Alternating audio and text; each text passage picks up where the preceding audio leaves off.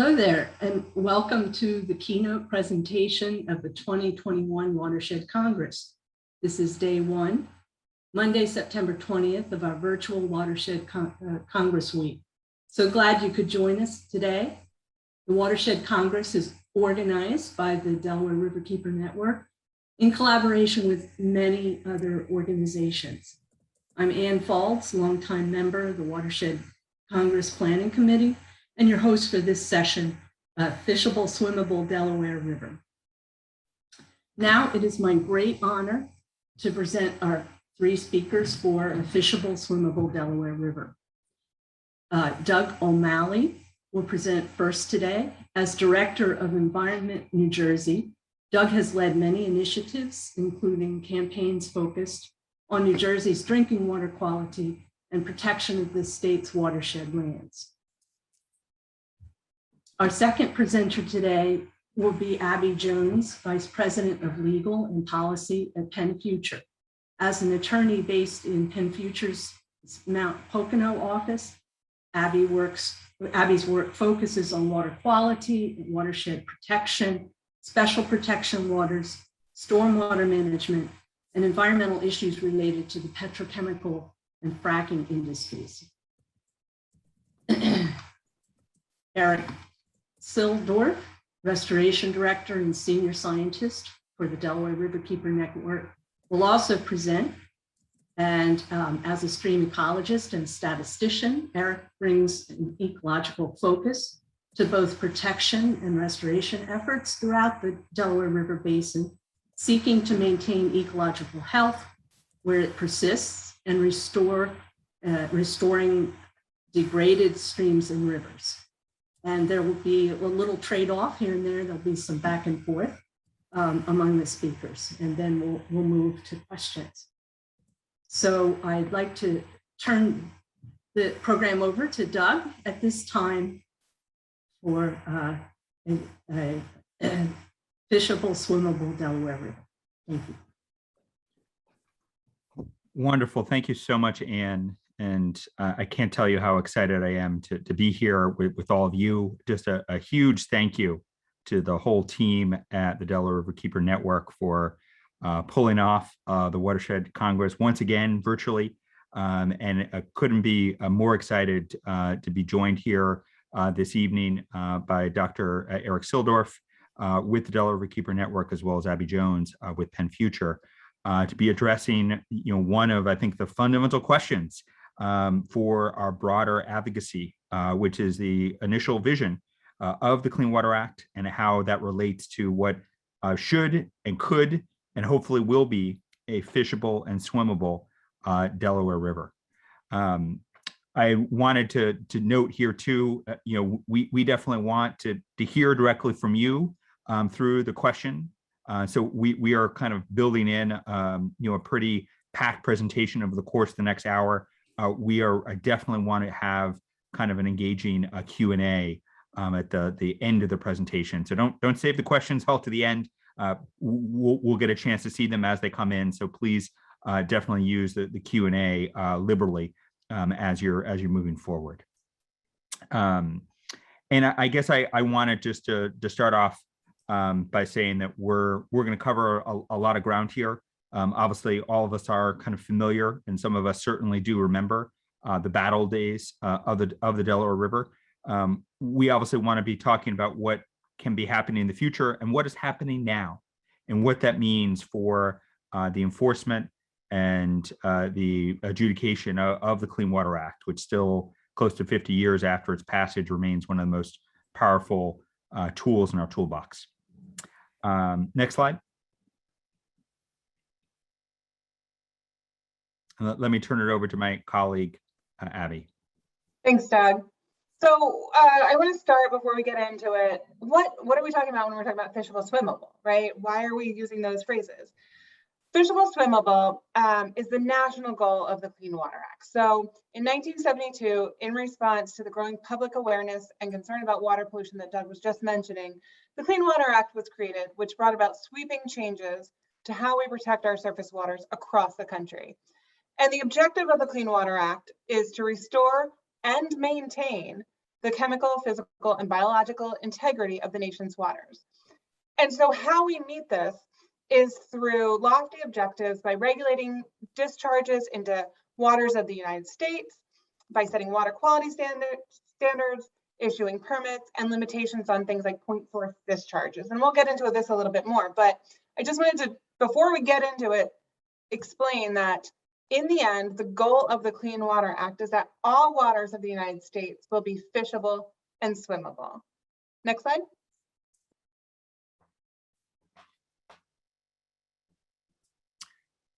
Super. Thanks so much for that background, Abby. And we'll get into a little bit more and kind of what the Clean Water Act means for our current work. When we talk about a fishable and swimmable Delaware, right, there's kind of an open question. Well, what does that actually mean?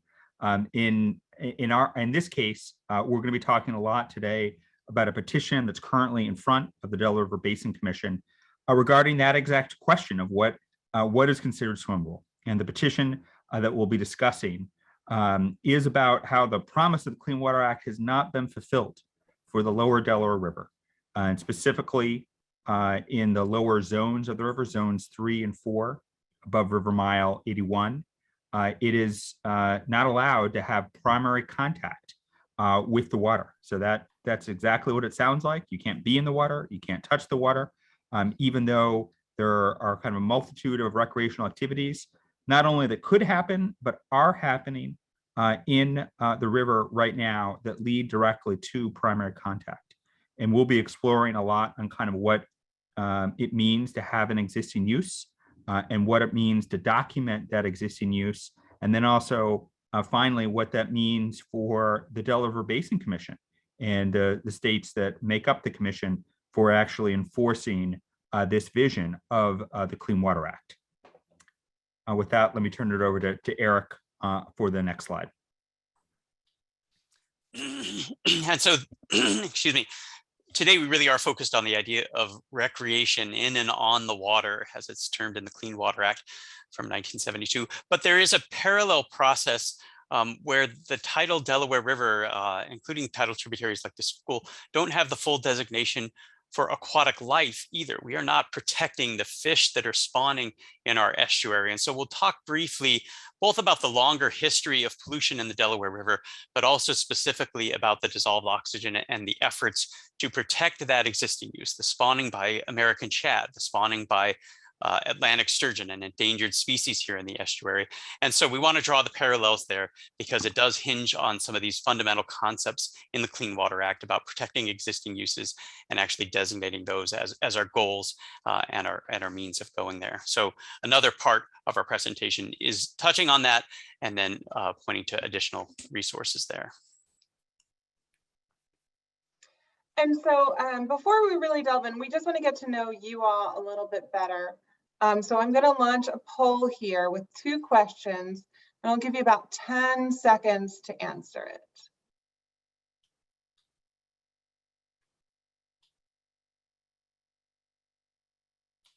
Can everybody see the poll? I do see the poll. Okay, great. There we go. People are starting to answer now.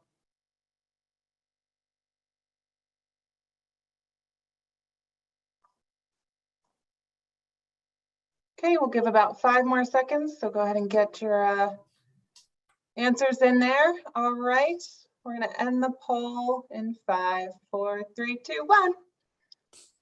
All right, so here are the results. We have a pretty good smattering of where people are from, nonprofits, watershed organizations, academic institutions. Maybe not unsurprisingly, no business representatives here with us tonight. So welcome. And then where's the organization based? And so it looks like we don't have anybody from New York and Delaware, but we do have a fair number from Pennsylvania and New Jersey and a lot from Schuylkill too. So I want to thank you all for just letting us know who's joining us tonight. So I'm going to continue to talk about fishable, swimmable, because I'm the attorney here and that's what I like. I like the regulations. So we talked a little bit about fishable, swimmable, but how is the Clean Water Act implemented? And it's implemented through what's known as water quality standards. Eric, if you could go to the next slide, please. And so we have three elements of protection when we're talking about water quality standards. We have protected uses, water quality criteria, and anti-degradation protections. So I'm just going to run through these real fast. First, all of the surface waters must be given a designated protected water use. And this is known as the designated use. And all of this will make sense when we start talking about why we did the petition. So water uses include things like aquatic life, recreation, drinking water supplies, and these uses are established either across an entire water body or by segments, like we're seeing with the Delaware, right? Most of the Delaware, except for the portion that we're focusing on, is primary contact and all fish life uses. The second that we're going to talk about are water quality criteria. And these are the criteria that can be established to protect the designated uses.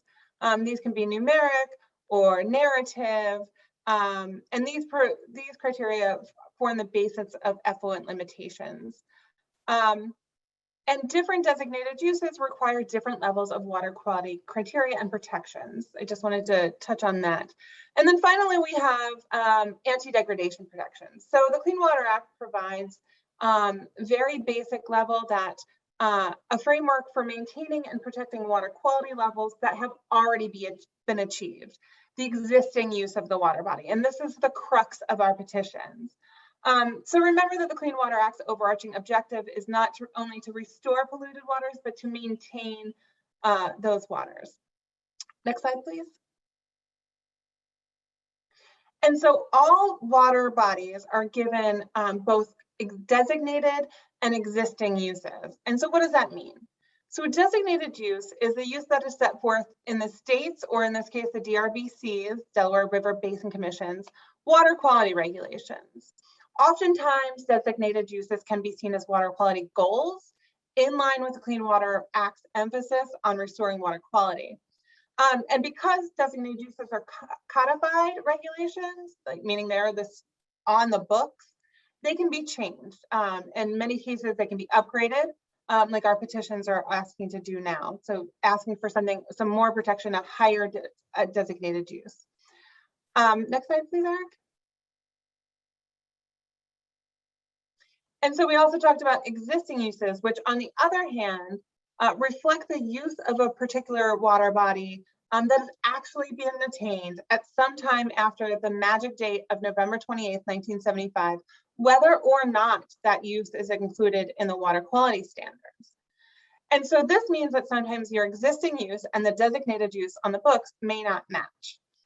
And so because each of the different uses requires different levels of water quality criteria to be protective, one use may require more stringent levels of protections. And so when you have an existing use that is better, higher than your designated use, that's when you are looking to protect the higher of the two uses. Next slide, please.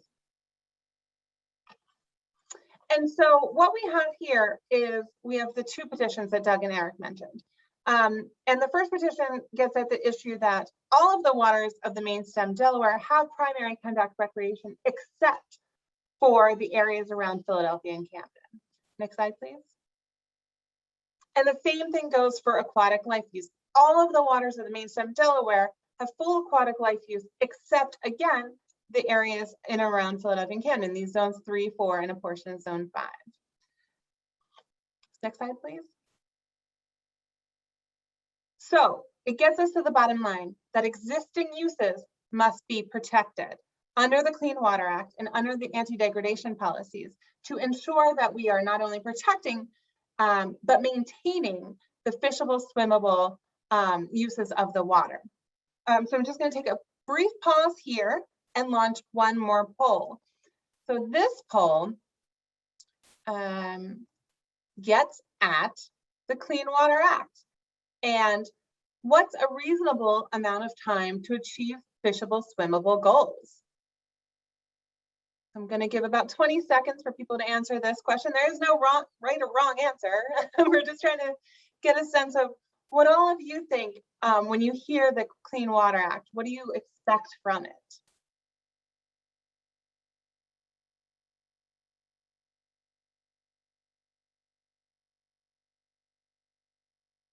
Great, thanks. We're going to end the poll here. I'm going to share these results.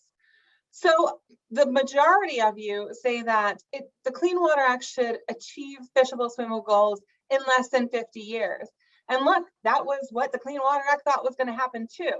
But here we are, as you can see by this poll, almost 50 years later, and we're not quite there in all of our water bodies. So I appreciate everybody taking this poll. I think it's really interesting about, you know, how long it takes sometimes to reach these goals. And with that, I will turn it over to Doug. Thank you. Super. Thank you so much, Abby. And part of the reason we wanted to kind of go through this background on the Clean Water Act is that in many ways, this concept of existing uses must be protected.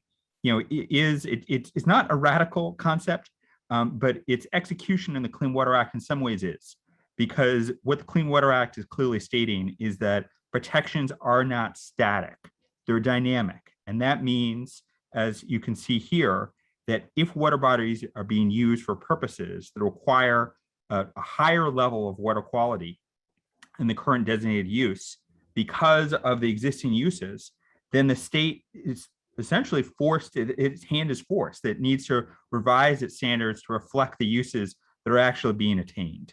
And so that's, I think, one of the powers of the Clean Water Act is that it sets very strong goals. Obviously, you know, you just kind of saw from the poll, I think a majority of us obviously want to see those goals happen as quickly as possible. We are way past the early 1980s timeline set out by the Act.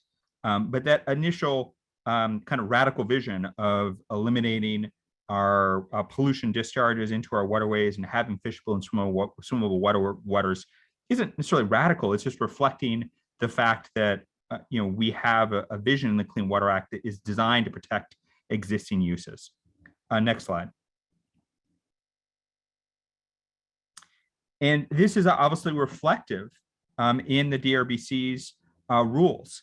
So the idea is that the DRBC and the comprehensive plan is also not a static document.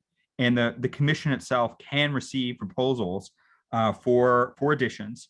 And significantly, it can receive petitions from essentially any citizen party. And this is obviously another provision that we see again and again in the Clean Water Act, the ability of citizen involvement, citizen suits, citizen petitions.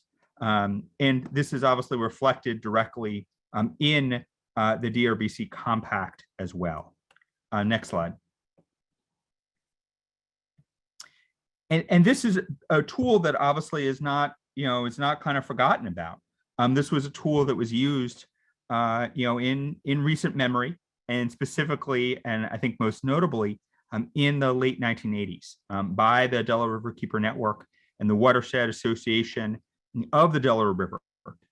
They used this opportunity to craft a petition to request that the upper Delaware, basically miles roughly 300 to 200, be designated as a standing national resource waters and provide for immediate and permanent protection. Next slide. And to kind of steal the thunder here is that it worked. And the DRBC was, responsive, responded to the petition. And out of that petition, it created the program that we kind of know today as a special protection waters program. And as importantly, designated the middle and upper Delaware rivers as special protection waters. And so that action directly occurred because of this petition process, but it goes even farther than that. Next slide. And this is, I think, one of the kind of unique aspects of the special protection waters is that the use of the petition process was seen as such a successful vehicle that in the actual language, and you'll see that right there on your screen, is that the special protection waters and the DRBC actively wanted nomination petitions from the public, and that's obviously something that exists, to this day, and the ability of the public to weigh into the petition process is incredibly important. And obviously the creation of this program was created through the petition process. And so this is a reminder, right? If we go back to the Clean Water Act, that language is in there for citizen involvement and petitioning bodies. And then obviously in the DRBC compact as well, the ability to petition is, not just an arcane provision, is actually, hugely important for the creation of special protection waters. Next slide. And this is kind of how we get to today, right? To the petition that I was referencing earlier. This petition first was submitted right before the pandemic hit in March 2020. This version is from later last summer with numerous organizations, close to 40 organizations that was directly petitioning to the Delaware River Basin Commission, and then of course to the governors of the commission, Pennsylvania, New Jersey, Delaware, and New York, to use the power of the Clean Water Act to recognize that there is existing use of primary recreational contact on the lower sections of the Delaware River, specifically in zones 3 and 4 between river miles 81 to 108. And that existing use should be reflected by the DRBC to upgrading those waters from secondary to primary contact. The petition itself is available on our various websites. The petition itself is not incredibly lengthy, but it is very detailed because it is documenting the existing use of recreational time spent on the water that leads to primary contact. And we'll get a chance to kind of run through that in a little bit. But I wanted to reflect just a couple things here regarding this petition. And that's the fact that recreational use and this existing use is not necessarily a new phenomena, although it certainly has increased in recent years in the last decade. And that's where the petition really does hit this home. But as far back as 1988, a year before that special protection petition went in, the DRBC in their use attainability swimmability report recommended that zones 3 and upper parts of zone 4 should retain secondary contact as opposed to primary. But it did recognize that all types of primary contact recreation were occurring in this reach during recreation season, i.e. spring, summer, and fall. And that the report said that primary contact use should be a future goal for these zones based on an evaluation and firm commitment of a combined sewer overflow correction program. And I bring that up because that was a recommendation from way back in 1988. It was continued forward in a recommendation for water quality criteria in 1991. That recommendation in many ways is obviously dated right now, but the basis on which it is formed, that there's existing recreational use in the lower Delaware that should mean a upgrade from secondary to primary contact, still holds. And I think it's critical to acknowledge that the diversity of activities that have occurred and are occurring in the Delaware are incredibly diverse. This isn't just one set of activities, isn't just one population. It's not one part of the river or one side of the river. Primary contact extends from everything from water skiing to wakeboarding, jet skiing, canoeing, kayaking, paddleboarding. All of these activities are happening on the lower Delaware right now, snorkeling and swimming. All of these are primary contact activities, some more obvious than others. And as I said before, we'll talk a little bit more about kind of what that means for the actual existing use. But in some ways, this is even broader than existing use. This is also about kind of fundamentally kind of a cultural shift that's occurred over the last 30 years, where the river and our uses of it are changing, whether it's Palmyra Cove, right on Palmyra on the New Jersey side of the river, whether it's the fundamental explosion of green spaces and parks in Camden, whether it be Cooper Point or Pine Point or Kramer Hill, which is obviously no longer a landfill, now is a park. That's a huge change in the way that we use the waterfront, whether it be new housing we're starting to see pop up more along Philadelphia, as well as the use of Penn Treaty Park, or the tremendous explosion of recreational use at Spruce Street Harbor Park, on the Philadelphia side of the river, we've just seen just a massive explosion of use around the waterfront, and that obviously extends to to the use of the waterways as well. Next slide. And this is incredibly important because this is a line from the petition that I think is just important to hone in on, because really what our organizations and the many organizations that join us are saying here is that what we see along the Delaware and by the Delaware River Basin Commission is a failure to recognize the reality that the Delaware River belongs to the public, existing uses belong to the public, not the dischargers, not the regulators, not the ports. And the people are already using the river for primary contact recreation. And it's the obligation of regulators under the Clean Water Act to recognize and protect that use. And so that's a point that the petition makes, I think, pretty profoundly. And this gets at kind of not just a legal argument or archaic argument, but literally what are we doing to protect the public that is using this river in levels that have not been seen in generations. Next slide. So let me turn it over at this point.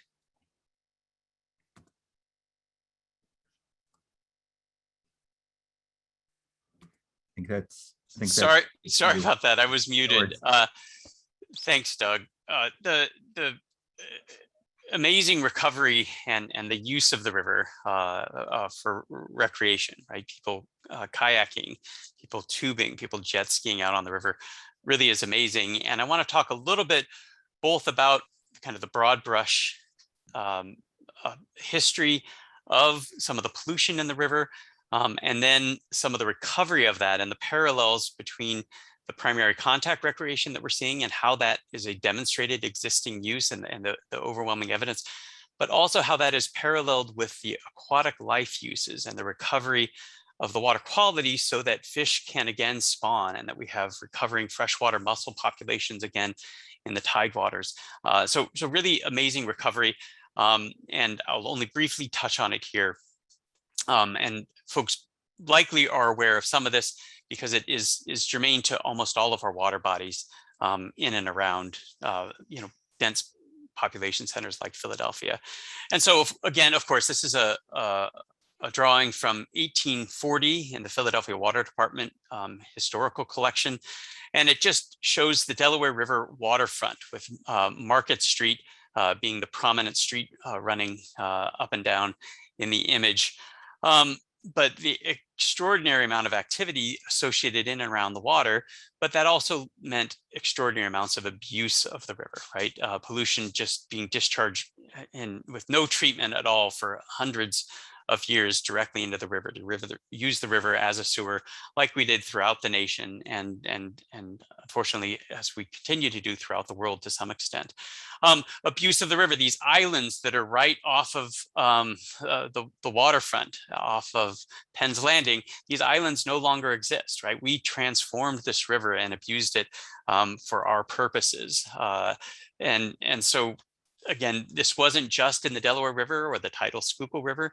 This happened, throughout the region and throughout the world. But it is worth highlighting a couple of the specific points that were relevant here in the Philadelphia region. One of the ones that I had the pleasure to look at was a 1914 study by the city of Philadelphia, a great historic document. If anybody wants a copy of this, I took some time to scan this old report to PDF, and I can share that with anyone who might be interested. But it's amazing to think just 100 years ago, the city of Philadelphia was talking about typhoid fever, right? That people were in their drinking water were exposed to typhoid fever, and they were touting the 10-fold decrease that it went from 60 cases per 100,000 people down to 7.5 cases per 100,000 people because of the filtration that was implemented on both the Schuylkill River and on the Delaware River. But right, serious health issues and serious disease transmission through both drinking water and contact with the water. And then in terms of aquatic life, dissolved oxygen in the river, even 100 years ago was down to 1 to 2 milligrams per liter based on detailed surveys beginning in 1912 by the city of Philadelphia. Fast forward about 50 years, and things hadn't gotten a lot better. The Federal Water Pollution Control Administration issued a report in 1966, and it was focused on a computer model, right? 1960s, pretty amazing that they were doing computer models, but a computer model of the oxygen depression. And oxygen literally was absent from the river for much of the summer, even up to 5 months out of the year back in the 1960s. But they also document how industrial discharges created acidic conditions in and around the Delaware, Pennsylvania state line. In addition, there were direct releases of petroleum, of oil, into the river by vessels and by refineries, and that kind of sheen would be seen. And all of this is documented in the 1960s. And so again, part of the impetus for the 1972 revisions that we call the Clean Water Act in that time frame. Again, if we fast forward then another 30 years, we look at the actions by the Delaware River Basin Commission in 1991, where they said, yeah, with the Clean Water Act and with some of the regulations that were implemented by DRBC itself, we see improvements in water quality. We see oxygen starting to be restored. And as part of that, they implemented new water quality regulations. And they said, yeah, we are actually going to upgrade the uses from secondary contact, meaning don't touch the water, don't risk immersion. They're saying, no, bacteria numbers, the pathogen indicator numbers are down, so we can actually expand the zone where we think it is safe to conduct primary contact recreation. But like Doug was saying earlier, even though they recognized that people were still immersing themselves in the water through various recreational activities in Philadelphia, in Camden, down into Gloucester County, and down into Delaware County, in Pennsylvania around Chester, they said, well, that's a goal for the future. There still were raw CSOs, even though wastewater treatment plants had generally been put online by the late 1980s, early 1990s. They still said, we're not going to set that as a goal, even though we recognize that people were using it. And then today in 2021, now we are 50 years out from the Clean Water Act, and there still are raw wastewaters being discharged to our tidal creeks, to the Delaware River, to the Schuylkill River. And so we have made progress, and it's kind of a glass half full or a glass half empty. It is important to recognize the success, but it's also important to recognize the fact that 50 years on, we still do not have designated uses of swimmable and fishable. We do not have primary contact designated for Zone 3 and Zone 4, and we don't have a full aquatic life use designated for Zone 3, 4, and also down into Delaware, part of Zone 5. Again, another photo, the dissolved oxygen story, I think is indicative of this glass half full, glass half empty. Amazing recovery. These two dots, this is a graph that I've modified from Jonathan Sharp at University of Delaware. Early 1900s, those data points from the city of Philadelphia and their 1914 study showing that really bad oxygen conditions, even 100 years ago. Things got worse then after World War II, and by the 1960s, there was zero oxygen throughout much of the tidal Delaware River in the Philly, Camden, Chester reach of the river. But then you can start to see recovery, and kudos to the Delaware River Basin Commission in 1967 and 68 by passing regulations to begin that recovery, and then the impetus in 1972 with the Clean Water Act. And so we start to see recovery. But again, the glass half empty is that in 1967, DRBC set a water quality standard for dissolved oxygen at 3.5 milligrams per liter. The x-axis on this graph is in micromolars, kind of a more technical scientific chemistry term. Translated to the terms that we normally use in regulations, the dotted line here is 3.5 milligrams per liter. And as much as that was aspirational when there was no oxygen in the river, and people in the 1960s recognized that 3.5 milligrams per liter was not enough to protect things like spawning of American shad and Atlantic sturgeon, it was still a big reach back in the 1960s. And so that's where the glass is half empty, is that 3.5 milligrams per liter is not protective of the aquatic life uses, and actually can be lethal to a number of the fish and other species that live in the estuary. And so many days we now attain that 3.5 milligrams per liter, but at times we fall below it. And this is our shameless advertisement. We're going to go into greater depth about the dissolved oxygen story on Friday with a 12 noon talk by Doug and myself, and then another attorney from Penn Future, Jessica O'Neill. And so tune in on Friday if you want to hear more detail. Again, I'm brushing over this pretty quickly. But all of this is to, again, highlight the parallels between the swimmable uses and the fact that people are recreating in and on the water, right? You see people on their jet skis, you see people on kayaks and on small sailboats that flip over, under the Ben Franklin Bridge. So people are coming in contact with water. The same thing is happening with fish. And a DRBC study in 2015 said that, yes, propagation is happening.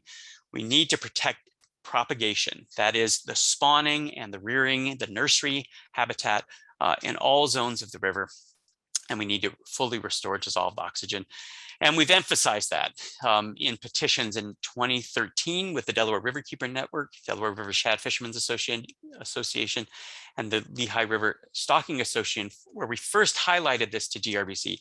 DRBC was aware of this, and there had been discussion in the advisory committees, but no action had been taken since 2009, when this was first discussed at advisory committees.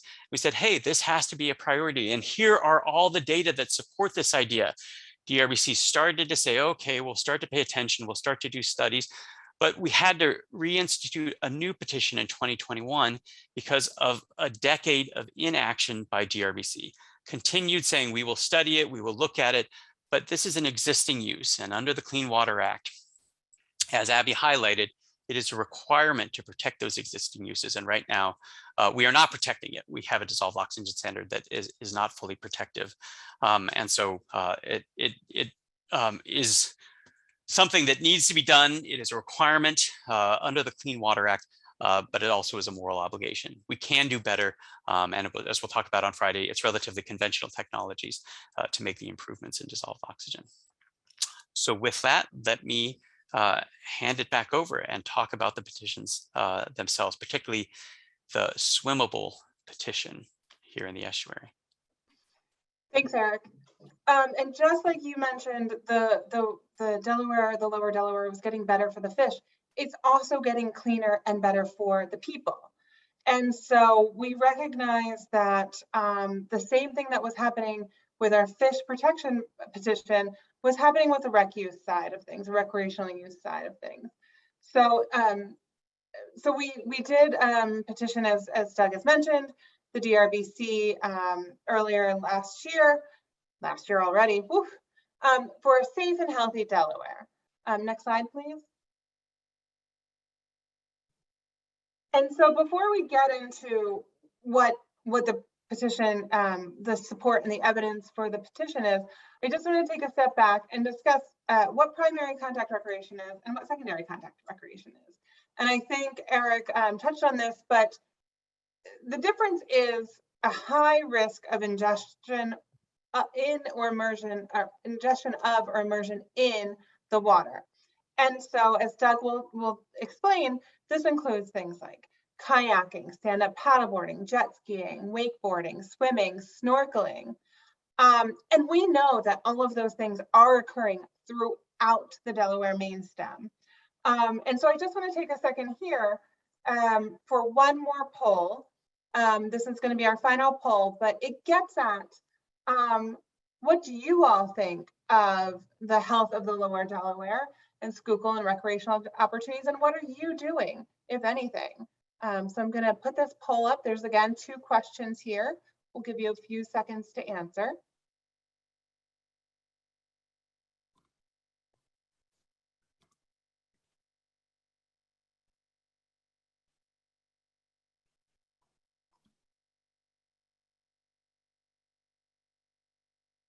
And I do realize that it's a single choice. So what do you do the most on the Delaware there?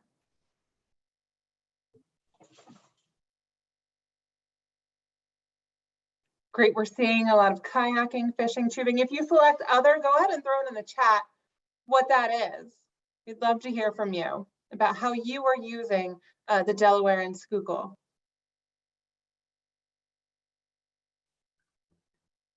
And then for the second question, we're getting a lot of great answers. I'm going to give it maybe 5 more seconds here.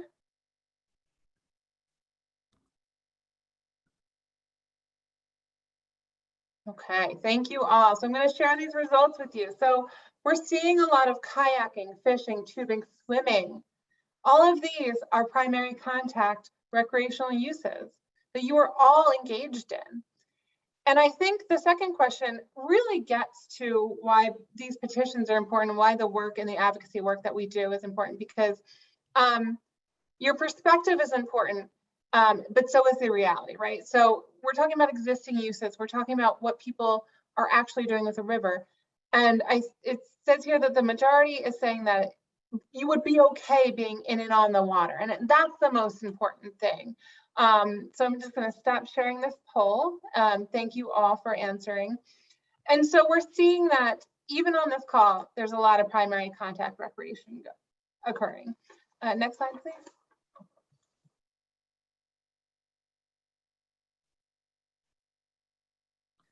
And so just like Eric was talking about the petition, the fish protection petition, we are petitioning the DRBC to upgrade the protections.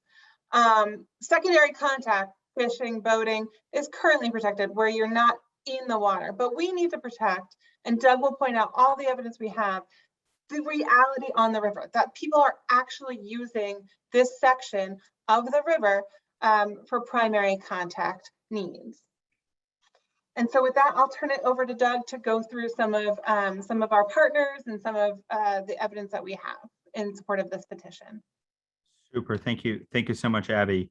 This is what I think is, next slide. This is the part of the presentation that I'm kind of most excited about, because it's talking about what is happening now. And I also just appreciate the question from Benjamin on what the pandemic has meant for recreational use. And I can certainly tell you, at least from my personal perspective, it feels like recreational use is as strong as ever, if not more so. During the height of lockdown, I think the use of waterways and being on the water was certainly high, right? It was hard to find parking at Palmyra Cove, for example, on weekends because it was so popular. But we've seen kind of an ongoing use, right? Especially because outdoor recreation is primarily safe. I did just want to cite too that the experience that we're seeing in the poll, this kind of conflict of being okay and being on the water, and being okay being on the water, but still worried about water quality. That certainly does reflect, I think, where the broader public opinion is. I also just want to acknowledge a poll that was conducted by the Delaware River Keeper Network, which looked at recreational activities between Riverton and Chester. And it showed that there was kind of a wide use of recreational use, similar to what we saw, but if anything, it was higher. 38% of participants waded, 30% swam, 7% snorkeled, 22% tubed, 34% kayaked, and 10% jet skied. So obviously, these are presumably from people that are using the water, but still, pretty high rates. And this is where I'm excited to kind of talk about some of the organizations that are directly on the water and have water programming that is not just affecting kind of a small constituency, but a much larger take of the general public. So I wanted to start with the Independent Seaport Museum, which has really kind of worked. They're right on the Delaware, right in kind of the central part of Philadelphia. And they've worked to kind of re-engage with the river. Their main building's going through a renovation process, but they still are doing their water programming right now.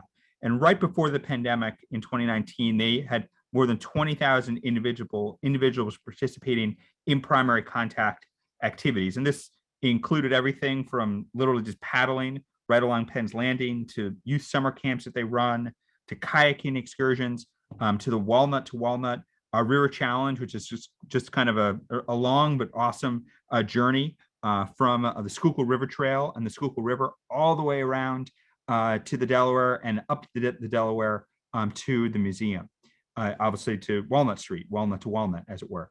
And I just wanted to kind of acknowledge that the use, this is a massive amount of use, and this is not just a selective audience, right?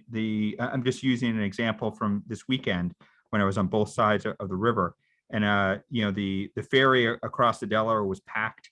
I had to wait in line late in the afternoon to go out and swam boats with my family. The fact that people really wanted to be on the river, were having a great time, and they were getting wet, right? So I saw a kayak that went flip right into the drink. And obviously for those of you that have kayaked on the river, especially when there's a wind, you get wet. And this is again another program that the Seaport Museum runs, is those kayaking journeys. One of them is the Petty's Island, which in many ways it's not fully open to the public yet, but soon enough, as soon as next year, we're going to be seeing an entirely kind of new part of the river that is open to the public. Next slide.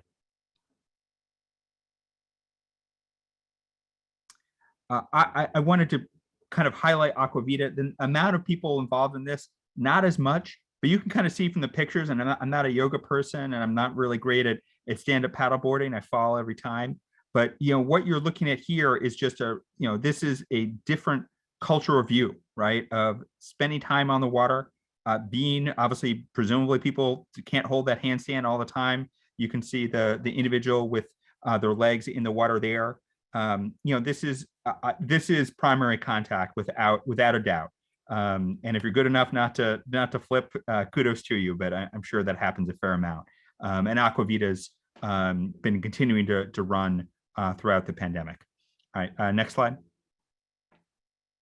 Urban Promise, and Jim Cummins couldn't be with us tonight, but Urban Promise in Camden really is kind of the definition of working to have communities redefine how they look at waterways. And most specifically, Jim has created a program that focuses on kids in Camden, getting them not only out into the water, but actually building canoes. So kind of working on the craft of, and that's something I'm not much of a carpenter, so I'm amazed at what Jim has been able to do and what the program has been able to do. Not only getting people out on the water, but out on the parts of the Cooper where normally you just drive over or you walk over. You never think that the Cooper is kind of part of the fabric of Camden. It's kind of reimagined for many of the kids that are a part of the program, what that river means. And for that matter, some of the decision makers who've never been out on the water themselves, including the mayor of Camden and council members. This is exactly what we want to do: show nature at its finest in the midst of one of the most dense cities in the state, or from an urban perspective. All right, let's keep going. Next slide. This is just another great take, and this is again so close to Camden itself, but it's getting out into the back channel. It's getting out, to a place that doesn't look like Camden at all, but is literally right in its backyard. And then, as you can tell from that second picture, right, this is primary contact without a doubt. All right, let's keep going. Also, just wanted to highlight the great work of the Center for Aquatic Sciences right at the Adventure Aquarium. They also are running kayak outings. The latest statistics are just from 2 years ago. They work with a broad range of school groups and organizations and community outings. The idea here is that, as you can see from this map, there is a tremendous access to the back channel in Camden, right? So for the Center of Aquatic Sciences, they have to, kind of paddle up a little bit, but the easy launch point in Pine Point Park, you have the back channel through Petty's Island. It's not marked here, but Kramer Hill is just a little farther up there. Right, so you have actually a ton of places where you can get on the water relatively easily. They're not as accessible as you'd like, but there's a lot of kind of informal access points. And then Pine Point does have a dock to launch as well. Next slide. Upstream Alliance has, these numbers, I think, if anything, are a little low. Upstream Alliance really focuses on getting not just more people on the water, but more decision makers. And then also the Flotopia event, which they've run in the past and just ran this August, is explicitly designed to get people on the water in Camden floating. So not just a kayak or a kayak or a canoe, but literally a tube.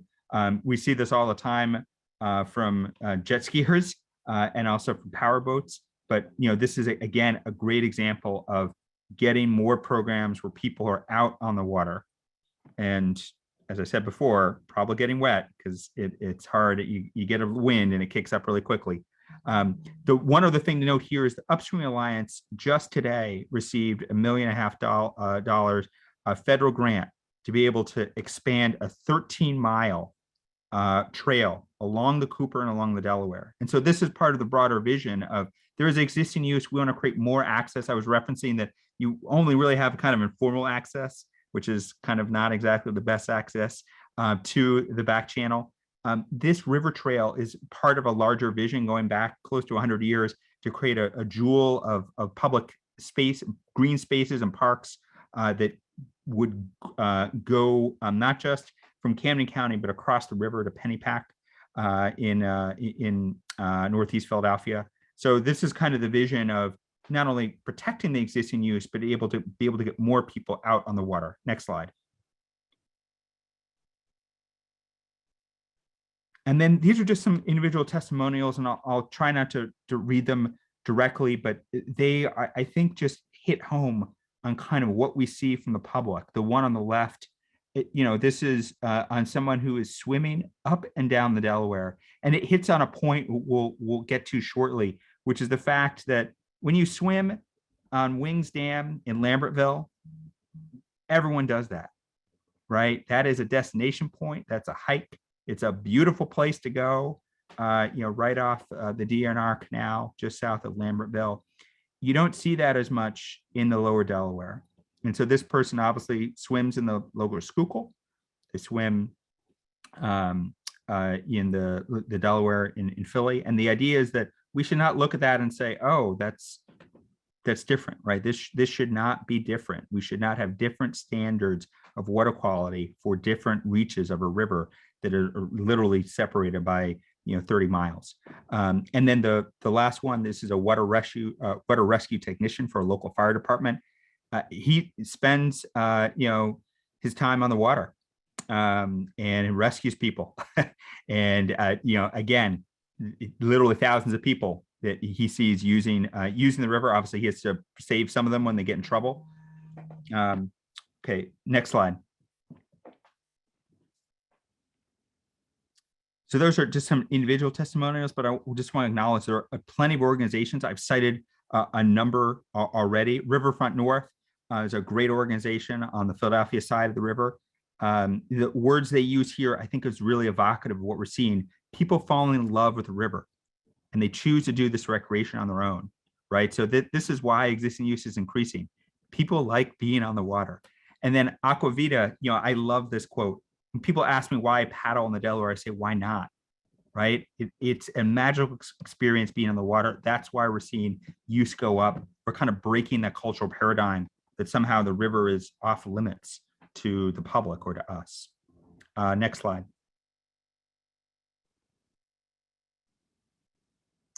All right, so let me turn. I could have spent all day there, and I spent a while. I wanted to wrap up and give an opportunity to kind of talk about what happens when existing use exceeds designated use. So Abby, take it away.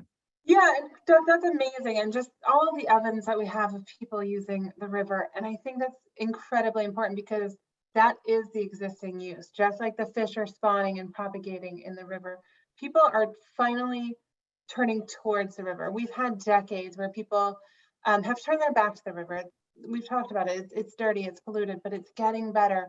And that's what the Clean Water Act wants. Clean Water Act wants us to be fishing, to be swimming in all of our rivers. And so the evidence is that people are using them. And that's why the petition to DRBC is so important, because we need to protect that. We need to protect the existing use. And I think this is a really good spot, Eric, if you want to go to the next slide, to talk about some of the safety and equity considerations that go along with fishing and swimming in waters, especially in the waters that we're talking about today. So I'm going to turn it over to Eric this is going to be more of a discussion to get us going. Yeah, so we're starting to see some great activity both in the chat and in the questions and answers, and this is starting to lead directly to what we were hoping the conversation would open up, which is the questions about, the ongoing pollution. What does this mean for individuals? What are the sources of pollution? And what are the paths forward? One thing that that is important to state here is that it is important to be mindful that we are in a dense urban area, and the river is not pristine, and on every day of the year the water quality is not the same as every other day, like right after. And this is true whether you're up in the Poconos or whether you're in Philadelphia or Camden, that the day after a storm, like Hurricane Ida, when she came through, is a bad day to be out kayaking on the water. There are a lot of pollutants from my backyard to an industrial facility to the spilling of wastewater treatment plants that will occur after those events, and that's even more so in an urban area with all the street runoff and everything. So one of the things that we want to emphasize is that we are not trying to say, hey, everybody flock to the river, everything is fine, and there are no concerns and risks. There are two important points. The first is that water quality is improving, and we need to continue to improve it. What we are trying to emphasize is that people are using the river, and this is where the safety and equity considerations come in. For many people, this is their open space, right? We live in a densely urban region of the country, and particularly if you're in one of the city limits, the river is the biggest open space around. And so the question isn't keep people out of the river. And in some advisory committee meetings, we've heard some of the regulated community actually say that, hey, we need to police this more. We need to put up signs and tell people stay off the water. And what we would like to advocate is that that's not the best response, and that's not consistent with the Clean Water Act. What the Clean Water Act is telling us is that if people are recreating in and on the water, our job as a community, as regulators, as industry, as wastewater treatment plants, is to protect people that are doing that. We're not going to stop people from doing that. We're not out here to encourage it, and we are mindful of the threats that this poses. But the problem is that we need to do more to protect it. We are 50 years on from the Clean Water Act. We still do have raw sewage that flows into the Delaware River from many sources, and we need to stop that, another source of pollution. One of the questions we had in the Q&A that's worth addressing here is what types of pollutants would prevent people from conducting these primary contact activities, whether it's jet skiing or stand-up paddleboarding, or people that are doing rescues, scuba dive rescues in the river. And the main threat is actually from pathogens, from waterborne pathogens, particularly things that will upset your GI system. So we aren't like we were 100 years ago, where the risk is from getting cholera or getting typhoid fever, but there still are gastrointestinal illnesses, and particularly for people with compromised immune systems, those can be serious, right? There are a lot of people around the world that die of diarrhea every year. And so it's the pathogens themselves, and the way that we measure those pathogen exposure is by measuring fecal bacteria. So bacteria that only occur in the guts of warm-blooded animals like humans as an indicator. It's not a perfect indicator. We're usually not measuring the pathogens themselves. And so it's a little bit of a rough science, but that's what we're talking about. And that's why sewage spills are such a problem, but it's also why fecal contamination from any source is a problem, because that's what we're measuring in this. But again, see if I can advance my own slides here. Right, people are recreating. These are photos from Bartram's Garden Community Boathouse. People are in and on the water, whether it's in a rowboat or a kayak, fishing from the bank. The question is on the tidal Schuylkill and the tidal Delaware, what are we going to do to protect them? And one of the things that's been disappointing is that we see from the regulated community pushback on setting this goal. Again, the Delaware River Basin Commission back in the late 1980s and in 1991, when they upgraded the standards and said, yes, we're going to set as a standard primary contact recreation for much more of the Delaware River, they still held back. They said, eventually we would like to get to that goal, but now we are 30 years on and we still have not set primary contact as a goal, and have not recognized that there are thousands of people that are recreating in and on the water and are doing it in a safe fashion. We don't have, huge disease outbreaks from that. Again, there's caution and you have to be mindful of what you're doing. And there are ship traffic. There are risks associated with any of these recreational activities, but particularly in a dense urban river like this with ship traffic. So you have to be safe when you do this, but it is occurring. And the funny juxtaposition, and to pick on the city of Philadelphia for just a moment, is that the city of Philadelphia has embarked on one of the most ambitious programs around the nation or around the world with their Green Cities Clean Waters program. So they got approval in 2012 to spend upwards of $2 billion to green the city of Philadelphia, to capture the stormwater via a whole bunch of green stormwater initiatives, infiltrate it, create more green space within the city of Philadelphia, and to reduce the volume of these sewer overflows, these CSOs, combined sewer overflows, by up to 85% in over 25 years. And so this is a tremendously ambitious program. And they've had some great success in the early years of this and have some really rigorous standards, for not just new developments, but for existing facilities and the stormwater fees. And so are making great progress.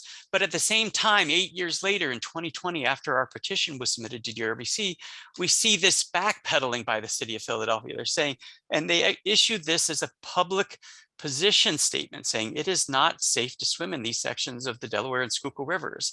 And swimming is only authorized in pools when a lifeguard is present. Basically saying, failing to acknowledge the fact that this is open space in the city limits of Philadelphia. And we need to do more to protect people. It's not about putting up signs and just saying, stay off the water. It's about being aggressive, like with the Green Cities Clean Waters campaign, and figuring out how to protect people, that this is their only option. I think particularly, and again, one of the first questions we saw in the Q&A is, during the pandemic, are we seeing increased access? And absolutely so. I think everyone who's down in and around these waterfronts is finding that people are using their local parks, any kind of open space, even if it's not a park, they're finding a way to the river, even if it's not an official access point. So Abby and Doug, I do want to keep this open for everyone to chime in and to start to answer some of the questions that we have in the Q&A and in the chat.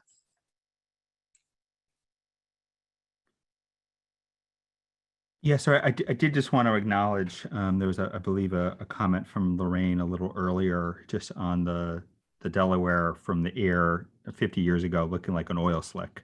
And then Lorraine, you duly followed up and said that we need to continue kind of pressuring the refineries not to pollute.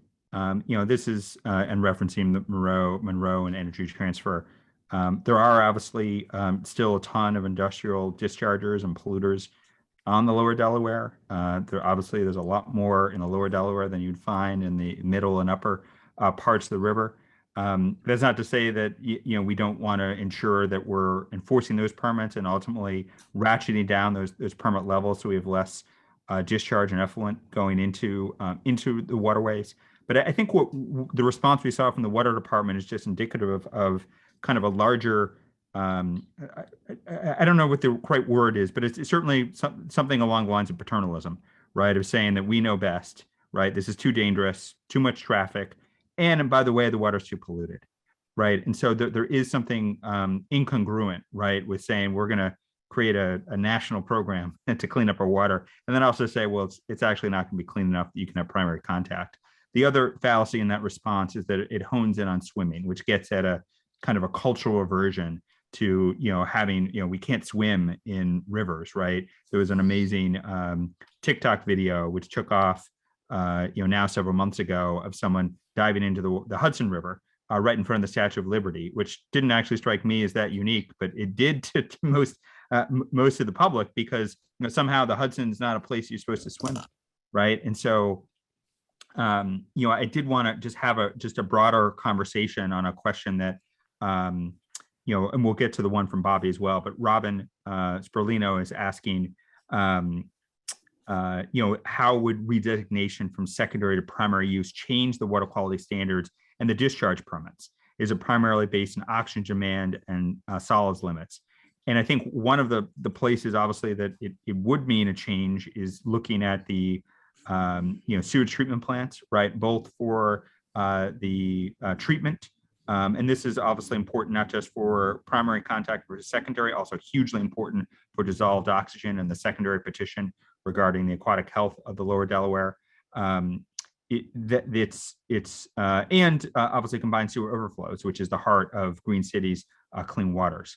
So, that's kind of, that gets at what is the solution? And the good news is there is a solution. And so Abby and Eric, do you want to just kind of jump in on that? Because I think this is really important to kind of talk about, okay, what can we do? Yeah, Doug, thank you. And I think it's important that we think critically and we think outside of the box on how we can deal with CSO discharges and these issues. And we still have the Green City Clean Waters slide up. And I think that's important because when we're looking at ways to reduce combined sewer overflows, we can look towards triple bottom line benefits of green stormwater infrastructure. We can look at an 85% reduction in the amount, just sheer amount of water that's going into the lower Delaware.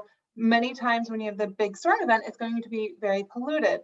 But when you're reducing that volume, you're also providing for greening of our urban areas. You're providing for lowering of heat index. You're providing parks and other places for people to recreate. So you're increasing the overall green space and access to nature in an urban environment. So I think we're just hearing from some of the agencies, no, you can't do that. And I think we really should be encouraging them to find ways to thoughtfully solve these problems.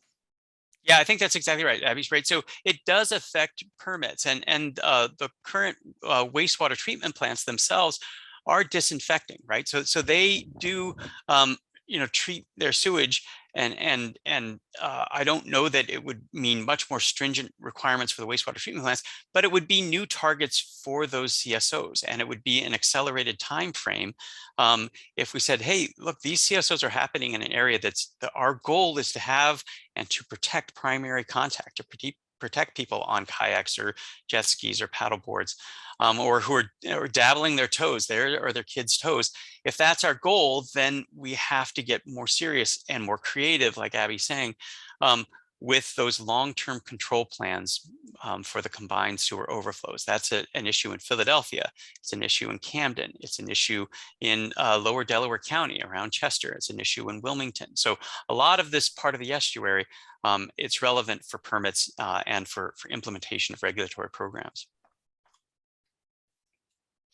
Another question we see from Lorraine, and it's related to this, and this is one of the amazing things, is that there is drinking water being taken out of the tidal Delaware River, as well as just above the head of tide at Fairmount Waterworks on the Schuylkill River. It's part of the reason the Wissahickon, for instance, has a separate stormwater system instead of one pipe that carries all stormwater and all wastewater and then spills over during big events. City of Philadelphia recognized they need to protect their drinking water intake on the Schuylkill River, and so they built two pipes under the ground, one for the wastewater and one for the stormwater, so they wouldn't have those kind of spills. But in the tidal Delaware River, where Philadelphia gets 50 to 60% of its water, up in Northeast Philly at the Baxter intake and treatment plant, that is a major intake for drinking water. Right across the river in New Jersey, the Delran intake is another huge intake as a regional water treatment facility for drinking water. So there is drinking water that is being taken in, and all of this would have benefits across the board for recreation, for drinking water, and for all of the cascading benefits, like Abby was saying, kind of the triple bottom line. The improvement of water quality has huge benefits for those living in and around the river, for their quality of life, for the value of where they live. So there are big benefits on multiple facets of these problems. And I'll just add quickly that I think the recognition that these are existing uses, the recognition that our families, our children, our communities are using the Delaware for swimming, for kayaking. It's important to then recognize that we need to then protect that. And I'm talking about this in terms of access. And I think, Doug, you touched on this, is that everybody up and down the Delaware is using it for these purposes. But it's almost like the urban area where you can't go out your backyard and have open space. You need to find that open space. And so we need to be recognizing the needs of the community and protecting those needs. Like you see in these pictures, right? We need to be protecting our children and our future. And that is what the Clean Water Act is about. It's protecting, not just restoring, but then maintaining. So we're getting the Delaware better. We're getting it to a place where the fish are coming and they're propagating and they're spawning, and we're getting the Delaware to a place where we want to be swimming in it. We want to use it again. And so we need to be protecting that.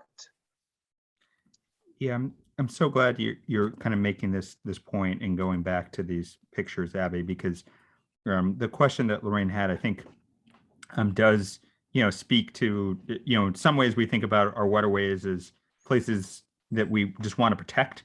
In some ways we think of them as a very kind of utilitarian view, right? Like, where's the drinking water from, right? So the picture that we're all looking at here, this is not direct, it's not a drinking water intake. It's well below the dam of the Schuylkill River. Most of the sections we're talking about for zones 3 and 4 are well below the Baxter intake on the Philadelphia side, and certainly well below the Delran intake as well.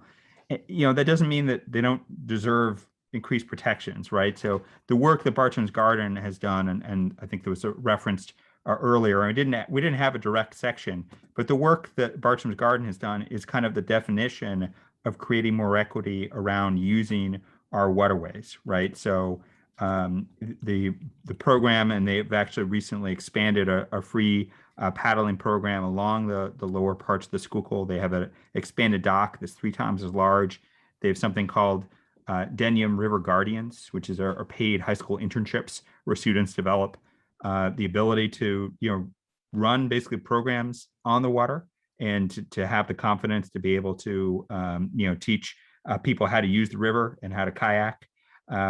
They also run water quality monitoring programs because obviously part of the reality, right, is there are some days the lower Schuylkill are better than others. Eric was referencing the impact of Hurricane Ida, but really, because of climate change, we're seeing more extreme weather events, we're seeing more rain events and thunderstorms. And the reality is, right after a thunderstorm is not a time that you actually want to be in the water, or even you want to take a special caution because that's when you're likely to see the bacteria levels really spike.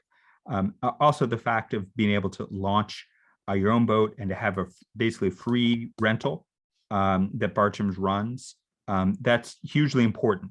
As I was saying before, right, there's a big demand to go out and swam boats, of all things, right, in the lower Delaware, but that has a cost. What Bartram's is doing is providing a way to get people in the water that doesn't kind of provide a barrier.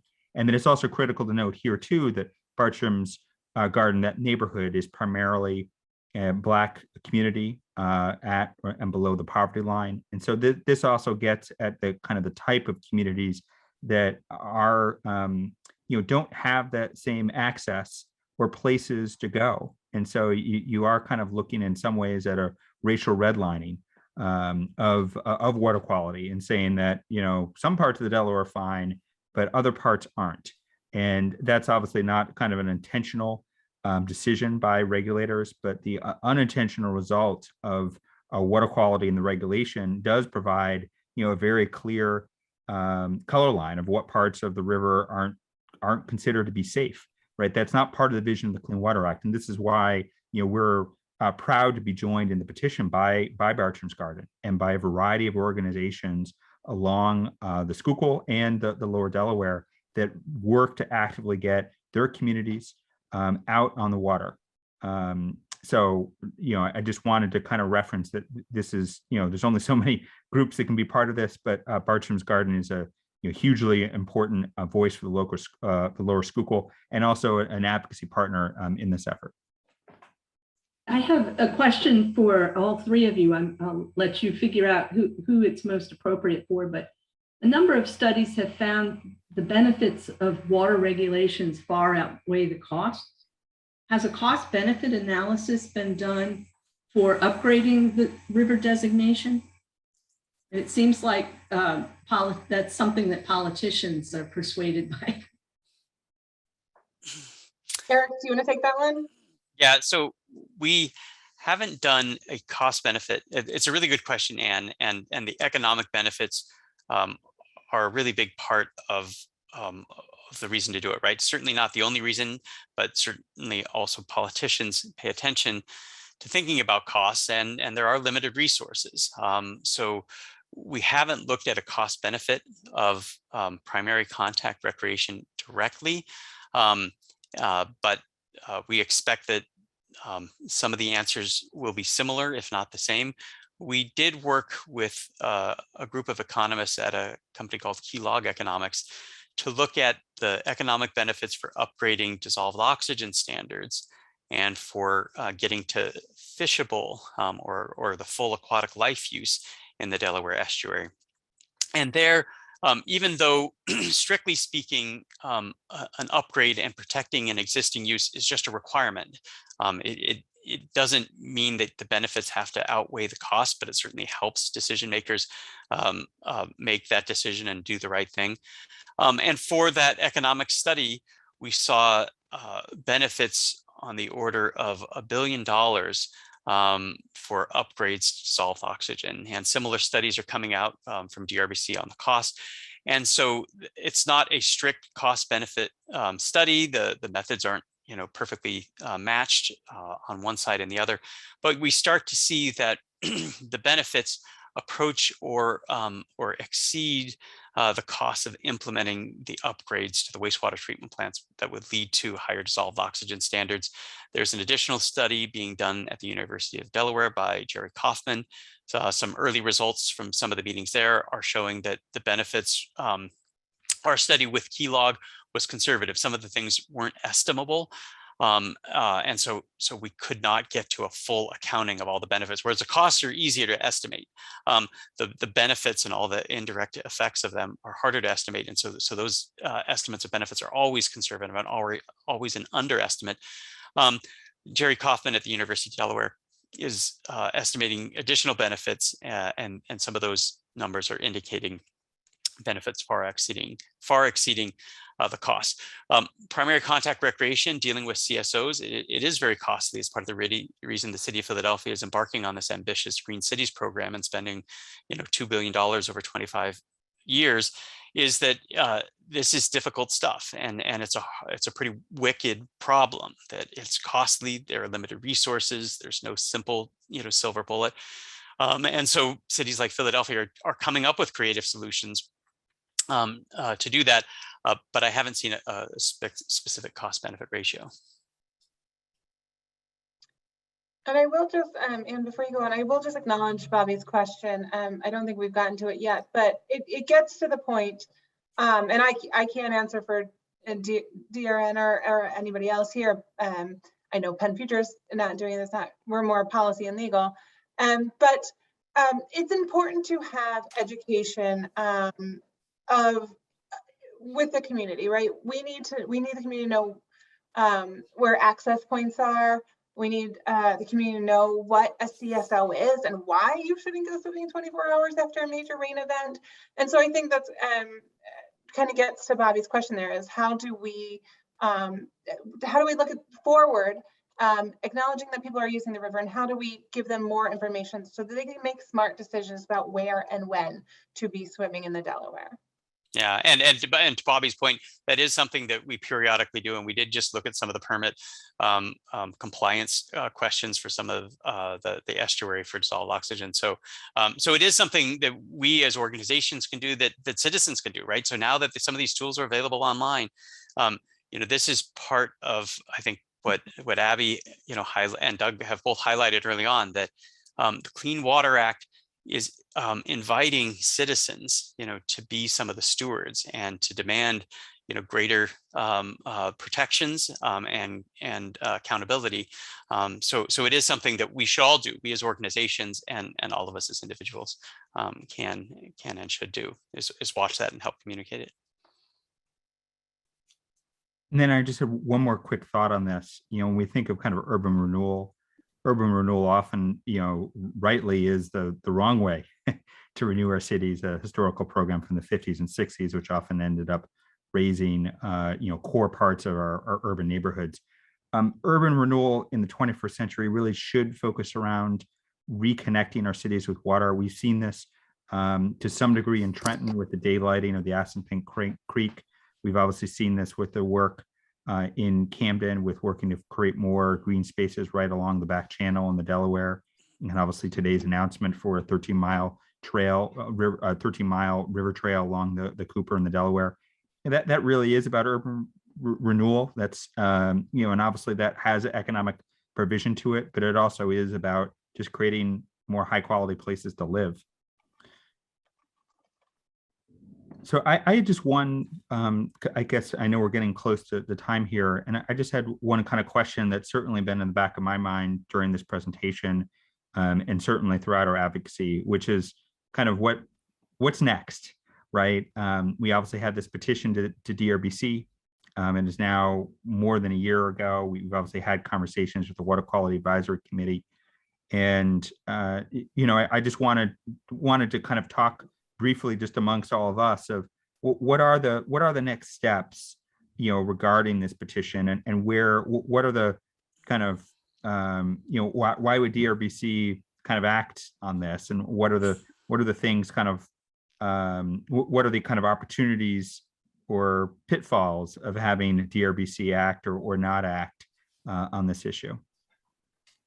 I mean, I think, and I hate to harp on this, but I think one of the problems with DRBC not acting on the petition, and we've kind of seen this with, I think, the fish protection petition, is that we can't get better if we just do nothing, right? So the longer we drag this out, the less likely it is for us to fully protect the existing uses, to fully protect the people who are swimming and recreating in and on the Delaware River. And so to me, and I know that's not a very like human-centered focus, but to me, we need to be following the Clean Water Act's guidance. We need to be following the Clean Water Act's ultimate goal to have a fishable and swimmable Delaware River.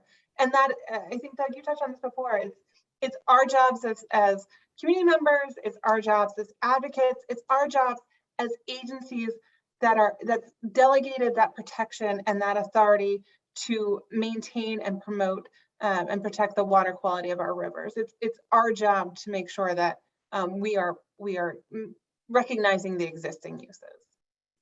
Yeah, and to echo that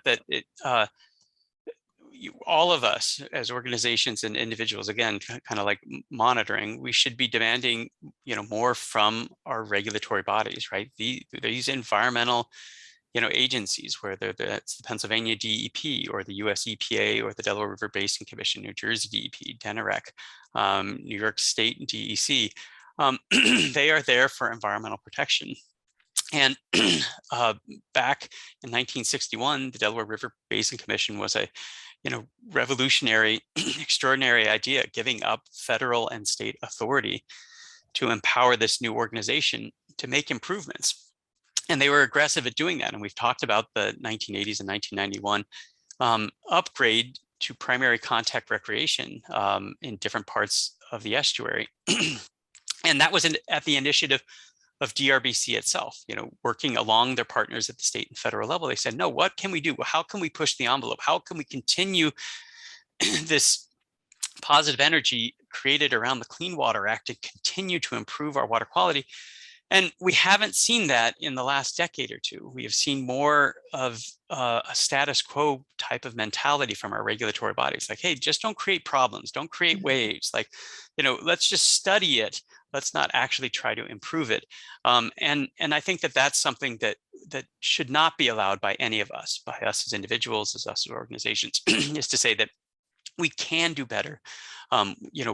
We just had, individuals do a 3-day tour of space, right? There are extraordinary things we can do when we pull together and we set something as a goal. Certainly 50 years after the Clean Water Act, we can designate primary contact and start to improve and protect the people that choose to go down to the waterfront a block or 2 blocks from their house. And whether or not that's an affluent area of Old City, Philadelphia, or whether or not that's an economically disadvantaged area of North Camden, where there are great parks and great opportunities, that shouldn't be a question anymore. That should be something that our regulatory bodies should be embracing rather than trying to stall and push back on. And Eric, if I could just add, and I know, Anne, we're running out of time, but what you're saying strikes me because the low-hanging fruit is gone, right? There are no longer rivers burning. There are no longer tires floating and like we said, oil slicks that you can see from the sky, right? We now need to look at the intersectionality of the Clean Water Act, environmental movement, and social justice and environmental justice, and how all that relates to the Clean Water Act and to our other environmental statutes. Well, with that very poignant thought, I'd like to wrap up. It's about all the time that we have for today. I want to thank all 3 of you for taking the time to share your knowledge and perspectives with us during this week of Watershed Congress presentations. And thank you once again, and have a good evening on this lovely day.